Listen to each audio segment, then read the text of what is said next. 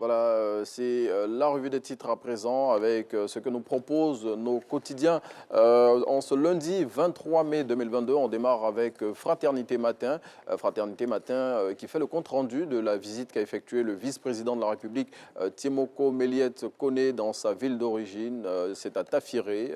Et au cours de cette visite, le quotidien pro-gouvernemental relate ce qu'a dit le vice-président. Selon celui-ci, eh bien, s'il est entré à la Banque centrale des États de l'Afrique de l'Ouest, c'est sur les conseils du président Alassane Ouattara, et le vice-président, à cette occasion, a fait, selon Fraternité Matin, des révélations sur ses relations avec le président de la République. Autre titre que nous vous proposons dans cette revue des titres, c'est le quotidien L'Inter, qui s'intéresse au voyage du Premier ministre Patrick Hachi en Suisse à l'occasion du Forum économique mondial. Et sur place, le quotidien L'Inter nous dit que le Premier ministre plutôt, va vendre les potentialités économiques de la Côte d'Ivoire, et il va y parler de la vision 2030 incarnée par le président de la République.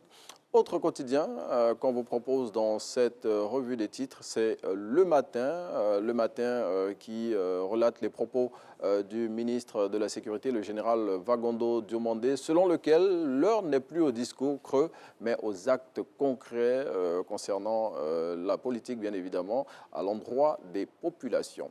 On continue dans cette revue des titres avec Le Nouveau Réveil qui nous propose dans son numéro de ce lundi 23 mai 2022 une interview d'Alain Dogou, vice-président de la Commission électorale indépendante, qui parle du basculement sur la liste électorale et de ce qui va être fait effectivement pour atteindre cet objectif. On continue avec notre revue des titres avec l'hebdomadaire Allopolis qui parle de la lutte contre le trafic de drogue en Côte d'Ivoire, et il nous dit que le chef de la police criminelle de San Pedro a été interpellé dans le cadre de cette lutte.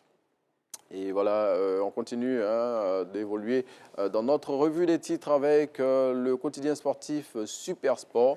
Super Sport qui parle de la nomination du nouveau sélectionneur de la Côte d'Ivoire, Jean-Louis Gasset, qui selon lui est attendu en Côte d'Ivoire comme un sauveur. Il fait un clin d'œil à Faye Emers qui a été nommé en qualité d'adjoint de ce nouveau sélectionneur de la Côte d'Ivoire, sélectionneur français. Et puis, il nous parle aussi de Kylian Mbappé, dont la signature au Paris Saint-Germain a alimenté toute la presse mondiale en ce week-end écoulé.